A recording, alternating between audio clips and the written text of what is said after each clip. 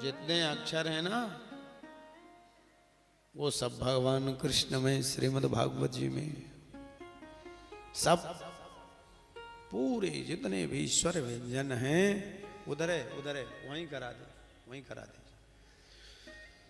स्वर इधर इस डिपार्ट में, उधर उस डिपार्ट में जाइए।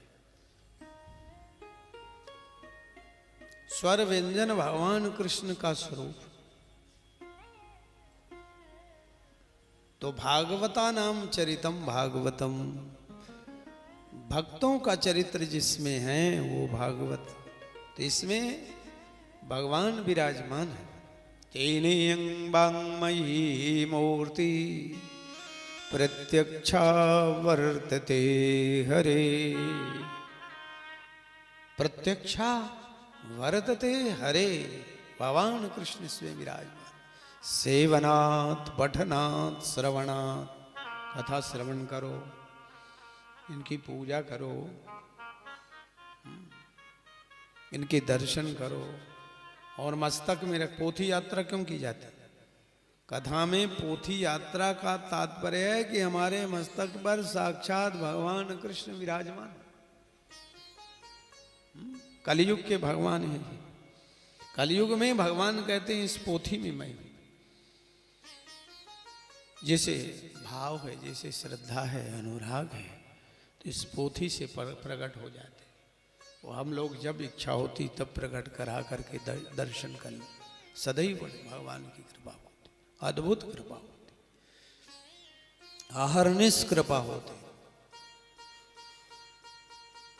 जब श्रीमद् भागवत जी की कथा सबसे पहले सुखदेव जी महाराज ने परीक्षित जी को सुनाना आरंभ किया। सुधा कुंभम गृहीत्यैव देवास्तत्र समागमन, अमृत कलश लेकर के समस्त देव वृंद वहां उपस्थित हो जाते हैं। की बात कही थी अब ये दें, तो सुखदेव जी महाराज कहते हैं राजन, देवामृत का पान करोगे तो मरोगे नहीं।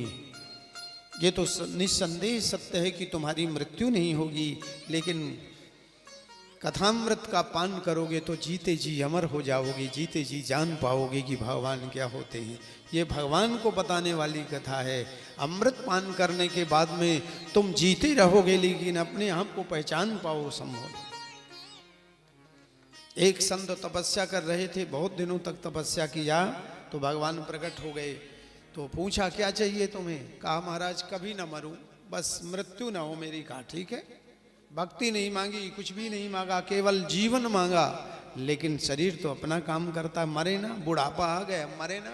अब मरने के लिए तैयार, लेकिन मरे ना, क्योंकि भगवान से मांग रखा है कि हम मरे ना। लेकिन भीष्म पितामह ने भक्ति के साथ में अपने शरीर को, जिसे इच्छा वरदान था, इच्छा मृत्यु का वरदान था, वो भी कहे महाराज प्रभु मुझे मरना पड़ेगा, मैं मरूंगा, लेकिन मरूं तो आपके सामने मरूं। मृत्यु तो वो है गोविंद नाम लेकर जब प्राण तन से निकले, श्री गंगा जी का तट हो, यमुना का वंशी वट हो, मेरा सावरा निकट हो, जब वो प्राण तन से निकले। सुखदेव जी महाराज कहते हैं राजन तुम निश्चित करो कौन सा अमृत पान करना है। जिसकी केवल 60 वर्ष की अवस्था है और राज्य काज्य की व्यवस्था देखनी है। राजा परीक्षित जी ने कहा इस अमृत का, देवामृत का पान नहीं करूंगा, सुधामृत कथामृत का पान करूंगा। मुझे कथा सुनाइए, भगवान की कथा, ये कथा का महत्व है। अमृत छोड़ दिया। सुखदेव जी महाराज की प्रसन्नता की सीमा नहीं रही। वाह राजन वाह, ऐसा श्रोता हो जिसने सब कुछ त्याग दिया। श्रीमद् भागवत जी का इतना बड़ा महत्व है।